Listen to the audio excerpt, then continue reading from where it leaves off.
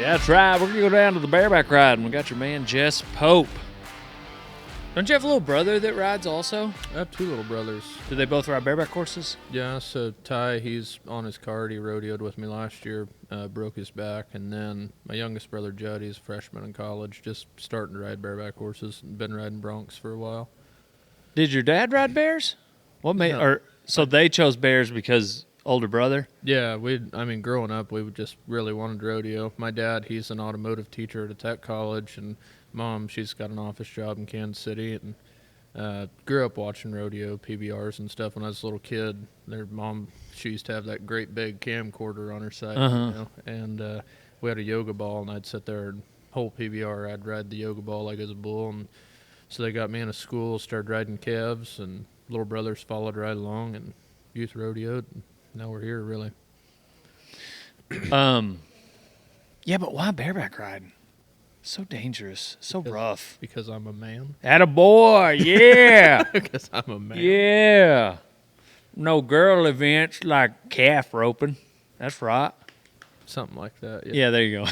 We'll let you make the assumption. I'll let you say it, not me. Let me make the jokes. There you go. Just leave the bulldoggers out of it. We don't need them mad at us. Exactly.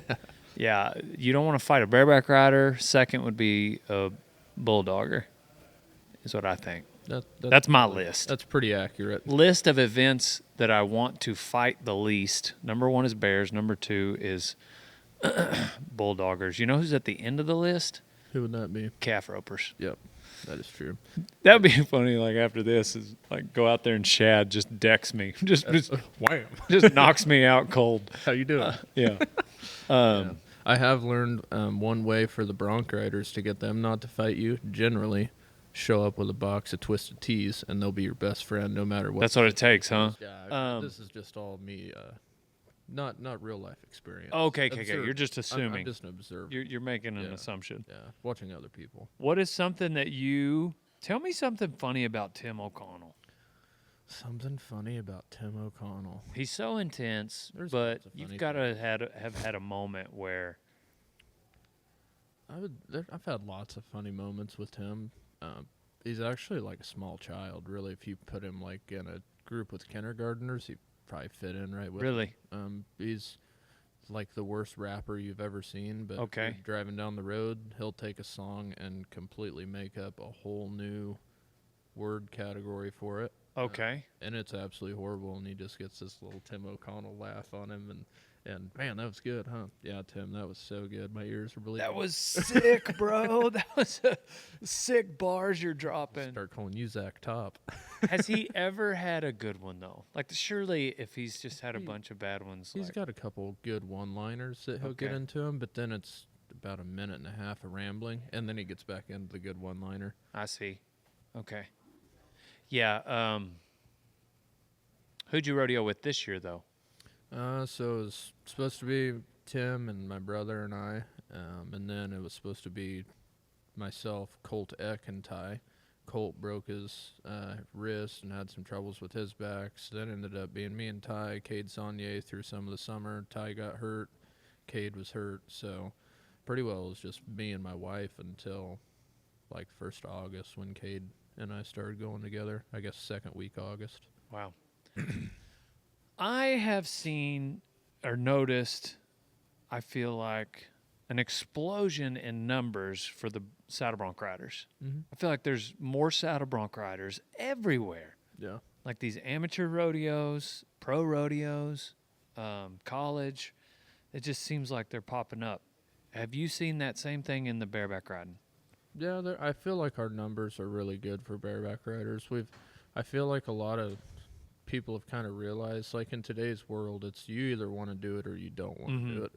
So like with the bareback riding, like our numbers are still down, but there's so much better talent coming along, and like it's those kids want to do it. So it gives, when you go to a school or something like that, rather than having 20 kids, you're gonna have 10, but you have 10 good ones that you can actually work with. So it betters the sport in that aspect, to where more one-on-one time with them, so they're gonna develop faster.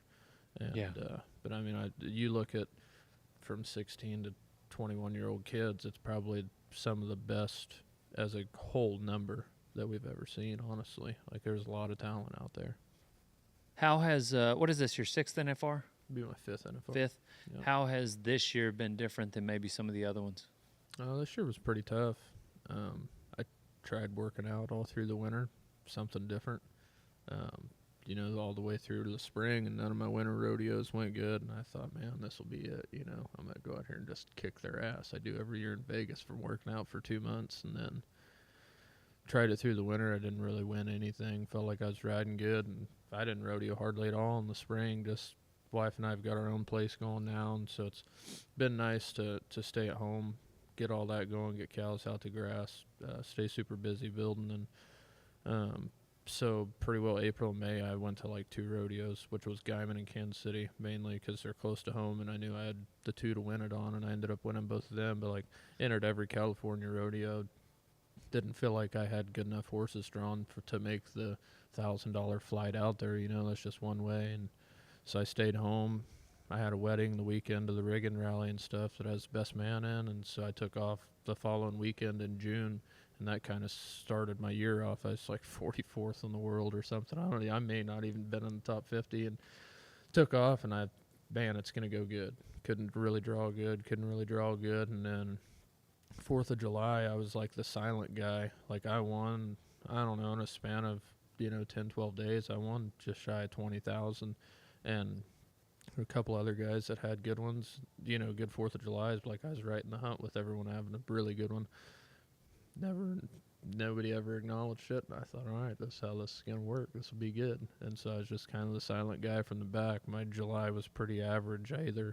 When I draw something, it was something I could place on, nothing to really win on. And the ones I thought I could win on, just have a bad day or something stupid would happen, Got to the 1st of August, I'm like 33rd or 32nd in the world.